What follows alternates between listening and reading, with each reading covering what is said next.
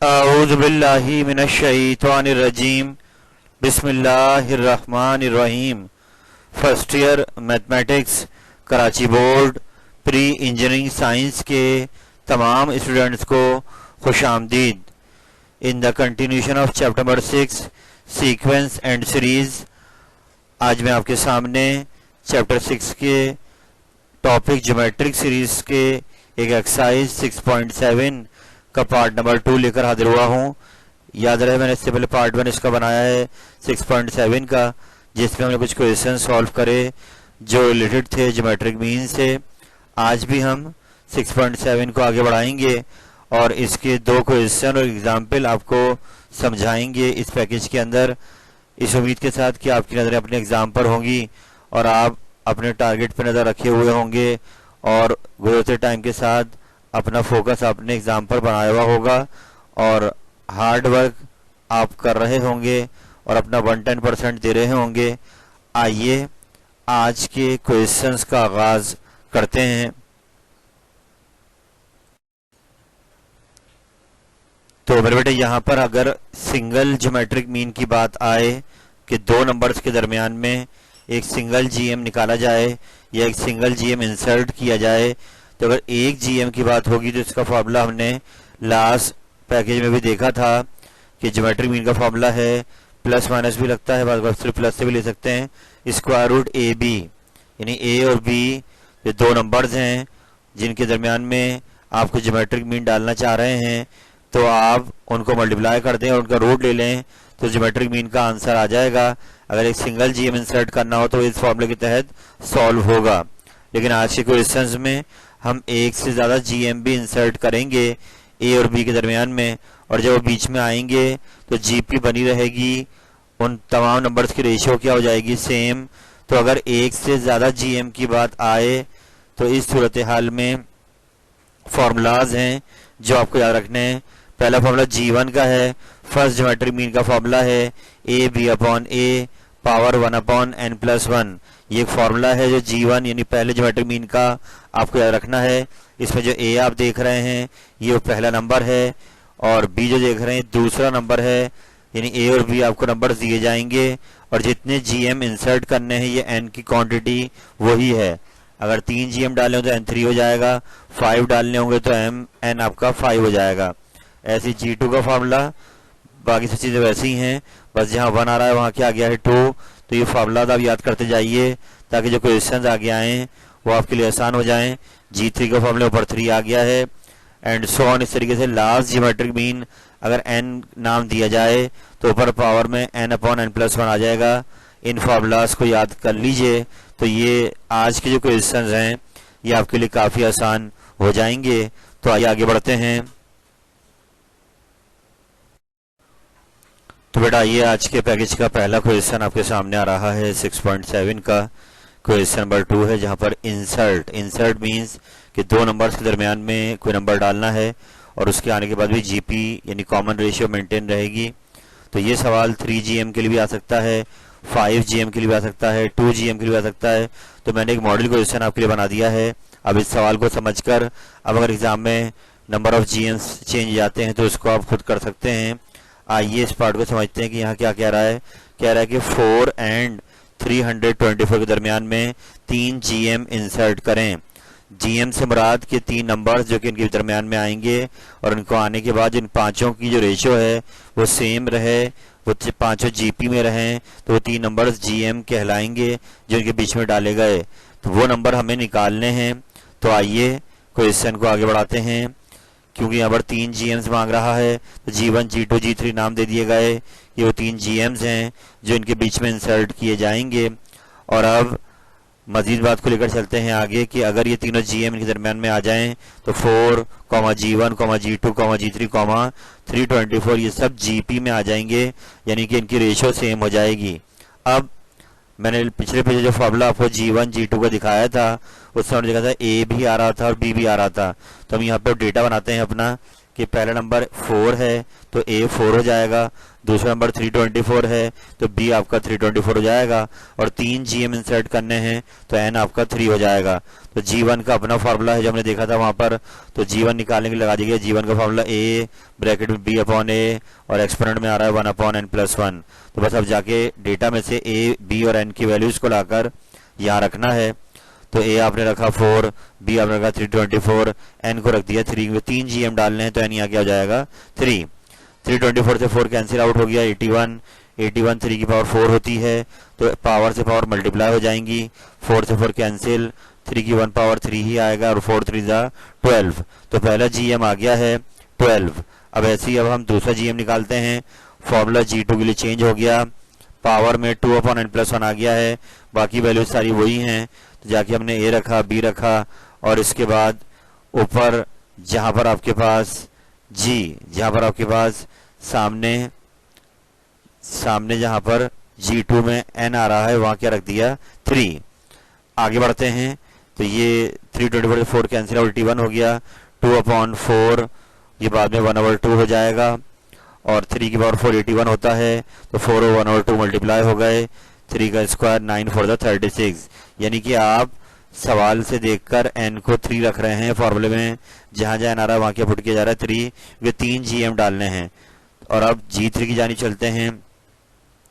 G3 का अपना formula के ऊपर पावर में क्या आ जाएगा 3 अपॉन N+1, तो गए A और B की वैल्यूज को रखा और जहाँ पे N आ रहा है वहाँ क्या रख दिया 3, कैंसिल हो गया 81, 3 अपॉन 4 आ गया, 3 की पावर 4 है 81, 4 से 3 अपॉन 4 मल्टीप्लाई हो गया, 4 से 4 कैंसिल हो गया, 3 का क्यूब 27, 4 जा 108। तो यूं ये तीनों GMs जो आपसे मांगे गए थे वो आ गए हैं, 12, 36 एंड 108 आर रिक्वायर्ड GMs। अब पेपर में ये सवाल 5 GM के लिए आ जाए या 4 GM के लिए आ जाए, होना ऐसे ही है।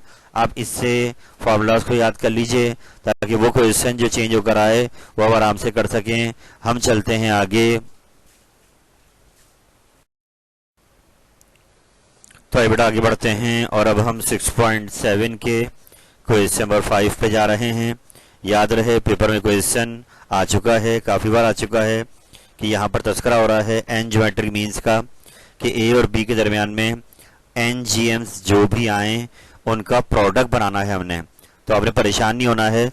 जो फार्मूला पीछे हमने देखे, G1 का अपना फार्मूला था, G2 का फार्मूला था, G3 का फार्मूला था, ऐसे Gn का फार्मूला भी होगा। तो आपने यहाँ पर इन तमाम GMs के जो वैल्यूज़ हैं उनको मल्टीप्लाई करना है और आखिर में आंसर आपका AB की पावर n/2 आना चाहिए। ये आपका सवाल है। तो आए बढ़ते हैं आगे और पहले वो तमाम GM सपोज कर लेते हैं। G1 से G2 G3 से लेकर Gn तक n GMs हैं जो A और B के दरम्यान में डाले जाएंगे। अब इनकी वैल्यूज आ गई, G1 का फार्मूला, G2 का फार्मूला, G3 का फार्मूला, ये फार्मूला तो अब याद कर लें। और आखिर में आ गया Gn का फार्मूला के ऊपर पावर में n/n+1 आ गया। अब जब ये सारे फार्मूलाज आ गए तो इनको मल्टीप्लाई किया जाएगा क्योंकि यहाँ ये प्रोडक्ट मांग रहा है तमाम n GMs का। तो आपने तमाम जो GM डाले थे उनको कर दिया मल्टीप्लाई और सीधा फिर रख दी उनकी वैल्यूज़। पहले G1 की वैल्यू आ गई, फिर G2 की, फिर G3 की और आखिर में यहाँ तक कि Gn की वैल्यू भी आ गई। आई होप ये स्टेप क्लियर हो गया होगा आपके। इसके बाद अब राइट साइड को सिंप्लीफाई करना है। तो यहाँ पर पहले A वाली बेस आ रही है, जिसे पावर 1 1 है, तो हमने A को कॉमन लिया और A की 1 1 पावर ऐड कर दी क्योंकि यहाँ पे n GM डाले गए हैं तो n होगा, n तक जाएगा ये पावर और आगे आ जाए तो B/A अगली बेस है, उसको कॉमन लिया, उनकी पावर्स को कर दिया ऐड। आप देख सकते हैं सारी पावर ऐड हो गई। तो अब आगे बढ़ते हैं। ये जो 1 1 आ गई ये भी एक डाइवर्जेंट सीरीज कहलाएगी क्योंकि इसकी रेशियो भी 1 है। तो इस सूरत हाल में आप बस यूँ समझें कि अगर ये A पे 1 1 आ रहे हैं तो इनको अगर ऐड कर लें तो आप 50 रुपीज़ अगर डिवाइड करें 1 1 करके हर बच्चे में 1 रुपये तकसीम करना चाहें तो आप 50 स्टूडेंट को दे सकते हैं। ऐसे अगर आप ये 1 1 ऐड करेंगे तो ये n तक ही जाएगा, जितने n होंगे उतना इनका सम आ जाएगा। तो इसलिए हमने यहाँ पर 1+1 वाली सीरीज का सम क्या लिख दिया n डायरेक्ट। और ऐसे ही ये B/A को कॉमन लिया तो एलसीएम ले लिया, पावर में n+1 एलसीएम आ गया, 1 + 2 + 3 एंड सो ऑन n तक। ये जो A/n में लिखा है ना पहला सम, ये बुक में भी है, आप वहाँ से देख सकते हैं कि 1 1 वाली सीरीज हम करेंगे तो n के ही बराबर आएगा। तो यहाँ पे सवाल ख़त्म नहीं हुआ है, अभी ये सिंप्लीफाई हो रहा है। हम नेक्स्ट पेज पे जाएंगे और ये ऊपर पावर b अपॉन a की सीरीज आ रही है, यानी पावर आ रही है, इसका सम निकाला जाएगा। तो अब चलते हैं नेक्स्ट पेज पर।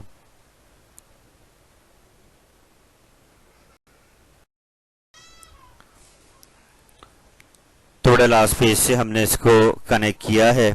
आप देखिएगा ये वही स्टेप था जहाँ प्रोडक्ट बन रहे थे तमाम जीएम्स के, ए पावर एन आ चुकी थी बी अपॉन ए पर, एक सीरीज आई हुई थी यहाँ पर 1 + 2 + 3 की। तो बेटा वो जो 1 + 2 + 3 की सीरीज एन तक जा रही है, अगर आप नोट करें तो एक अर्थमेटिक सीरीज बन गई है जो हमने 6.2 में देखा था। सब निकालने का formula n/2 2a + n-1 × d। वो अर्थमेटिक इसलिए क्योंकि डिफरेंस 1 1 का सेम आ रहा है सब में। तो मैंने यहाँ पर वही SN वाला फॉर्मूला, AP वाला फॉर्मूला लगा दिया है ताकि हम पूरी सीरीज का सम निकाल सकें। n/2 2a, a आपका 1 है और d भी आपका 1 है, तो मैंने इनकी वैल्यूज को रख दिया यहाँ पर। आगे बढ़ते हैं। इसके बाद a पावर n तो ऐसी आ गई, b और ab ऐसी आ गया, और n/2 यहाँ पर 2 - 1 करेंगे तो 1 बचेगा, तो n+1 ऊपर ब्रैकेट में रह जाएगा, नीचे भी n+1 है। तो बाद में ये 2 और n+1 दोनों आपस में मल्टीप्लाई हो गए और n+1 दोनों क्या हो जाएंगे, कैंसिल आउट। जब n+1 कट जाएंगे तो आप देख सकते हैं खाली पावर रह जाएगी n/2, b अपॉन a पे रह गई पावर n/2। तो अब ये पावर n/2 दोनों पर अलग कर दी गई, पावर आपने अलग कर दी दोनों पर। और इसके बाद ऊपर a है, नीचे भी a है, तो नीचे वाले a को ऊपर ले गए तो इसकी पावर की साइन क्या हो जाएगी, चेंज, n/2 पर आके माइनस का हो जाएगा। और a की बेसिस मल्टीप्लाई में जब आएंगी तो बेस का पावर ऐड हो जाएगी, तो n - n/2 क्या बचेगा, n/2 ही बच जाएगा। तो देख सकते हैं आप, हमने डायरेक्ट कर दिया है। a पावर n में से a पावर n/2 जब माइनस की गई तो a पावर n/2 रह गई, आगे b की पावर n/2 ऐसी चल रही है, और यूँ आखिर में ये पावर होल पे ले जाएंगे। और आप देख सकते हैं तमाम जीएम्स का प्रोडक्ट जब निकाला गया तो आ रहा है ab की पावर n/2, तमाम जीएम्स का प्रोडक्ट आ रहा है ab की पावर n/2। और ये क्वेश्चन आपका प्रूव हो गया। आप इस सवाल बार बार दोहराइए, पेपर में सवाल कई बार आ चुका है। तो आइए बेटा आगाज करते हैं एग्जाम्पल नंबर 4 का। ये 6.7 से पहले आपको दी गई है, और ये बड़ा इंपॉर्टेंट क्वेश्चन यूँ है कि इस टाइप का सवाल हम लोग AP में करके आ चुके हैं। आपको याद आया होगा, इक्वेशन हमें मिलती थी और हम प्रूव करते थे कि अगर इस इक्वेशन के रूट्स इक्वल हो जाएं तो ABC AP में होंगे या ABC HP में होंगे। AP और HP का हम काम करके आ चुके हैं। आज पूरा वही सवाल है, कोऑर्डिनेट इक्वेशन हमें दी हुई है, और अब की बार हमें प्रूफ करना है कि अगर इस इक्वेशन के रूट्स इक्वल होते हैं तो ABC GP में होना चाहिए। और फिर एक अगला पार्ट है, वो एंड में समझाऊंगा मैं आपको। तो आइए उस सवाल को ध्यान में रखते हुए इसको स्टार्ट लेते हैं। कोऑर्डिनेट इक्वेशन आपको दी हुई है, तो यहाँ से आप डेटा बनाएंगे अपना। a उठाएंगे, x के साथ a होता है और h के साथ b होता है, b उठा लिया, -2 × c + a, और आखिर में c उठा लिया।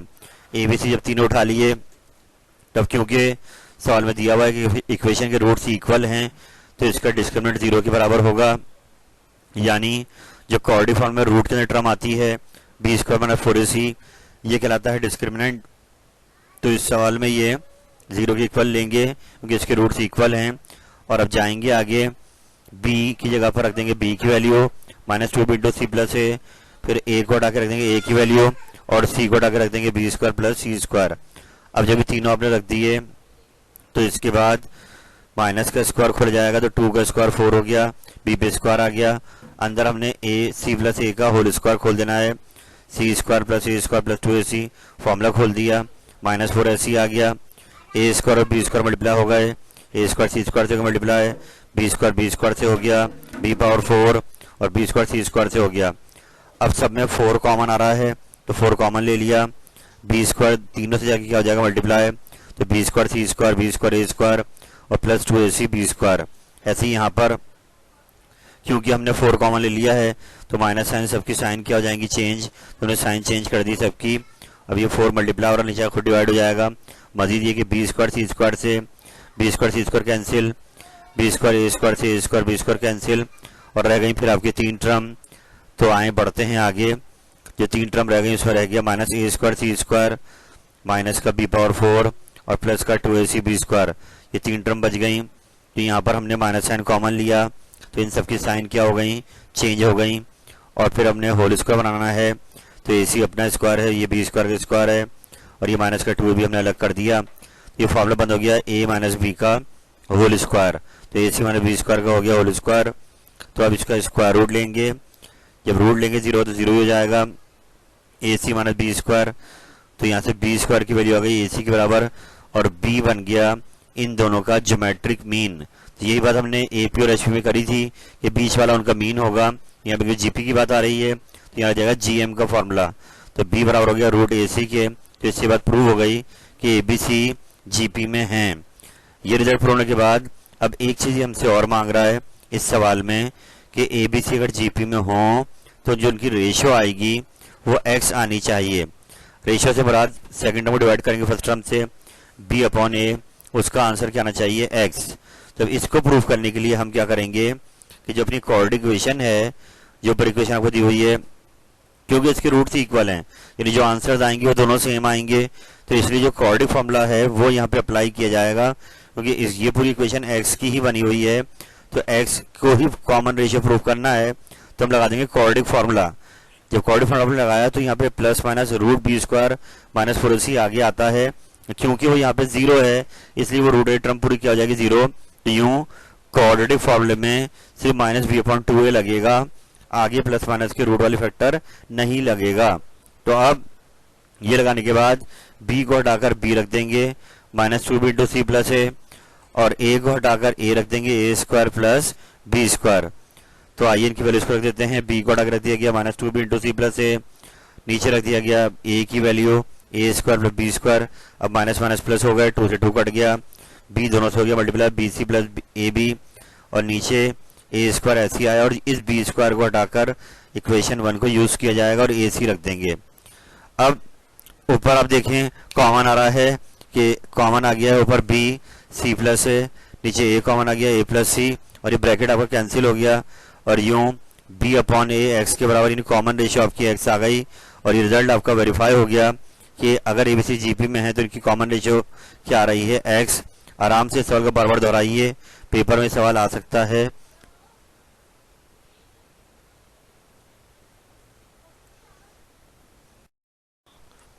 अल्हम्दुलिल्लाह रब्बिल आलमीन। अल्लाह ताला की दी हुई अता से मैंने आपके सामने आज 6.7 के मजीद कुछ क्वेश्चंस को समझाने की कोशिश करी है, इस उम्मीद के साथ कि आप इस पैकेज से भरपूर फ़ायदा उठाएंगे और हर गुजरता दिन आपको एग्ज़ाम के नज़दीक लेके जा रहा है। आप टाइम को वेस्ट ना करें, यानी आपने slow in study win the race, यानी आप चलते रहें, रुकना नहीं है आपने, और इंशाल्लाह ताला अपने टारगेट के करीब पहुँच जाएंगे आप लोग। तो इस उम्मीद के साथ कि आपने वक्त ज़ाया नहीं करना है और इन क्वेश्चंस को बार बार रिफ्रेश करते रहें। अल्लाह ताला आपका हमें नासिर हो। फ़ी अमानिल्लाह। अल्लाह हाफिज़।